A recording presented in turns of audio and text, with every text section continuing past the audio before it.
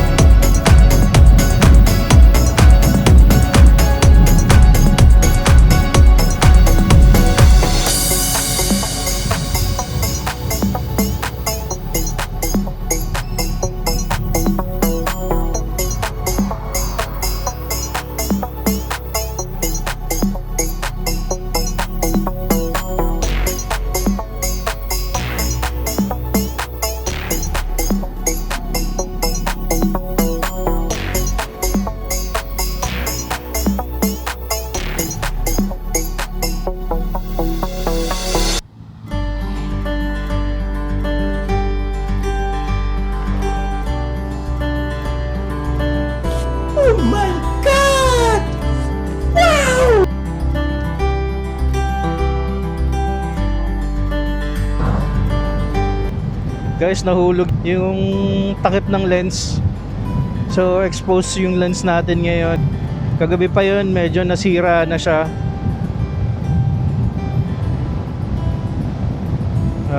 Baka bumili na lang ako ng panibagong lens protector, pero pepermanente ko na siya dun.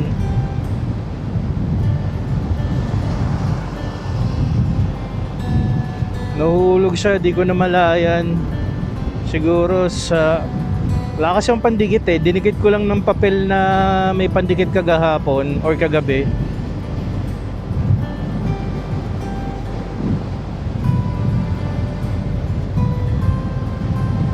So sana nakukuha ng camera na to yung video, yung mga footages nito. Actually binala ko talaga.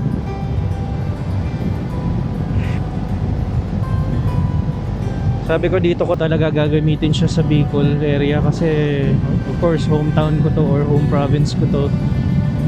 Gusto ko ma-feature sa Facebook yung ano, yung nangyari ng bagyong Rolly. Actually nag-start pa siya sa Quinta eh. Ayan no. So hopefully guys nakikita pa ninyo.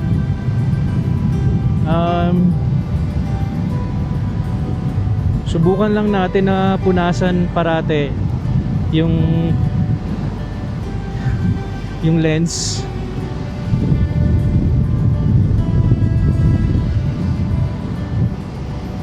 Actually parang may naaamoy akong insekto. Alam mo yung insekto mabaho, tawag dito sa Bicol tayangaw, or sa amin sa bayan namin. Parang may pumasok sa loob ng ng ano ko, helmet.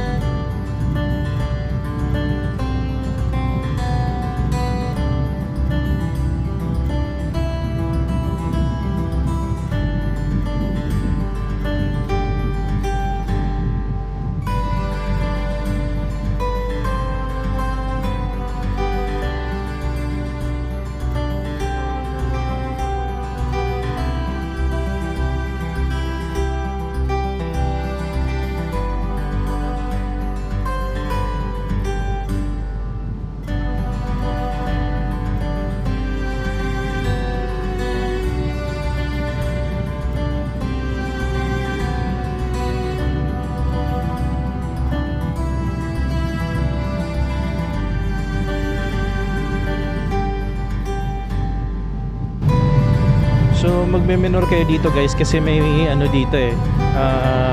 Ayan. Daanan ng tren o riles. Tapos, kung gusto nyo magbaaw, dito kayo sa kaliwa. So, medyo maambon-ambon dito ngayon guys. As you can see, basa yung kalsada. So, nakakabasa pa rin siya in time. Pero hindi katulad ng malakas na ulan. So, approaching na tayo sa Byahe, Camarines Sur.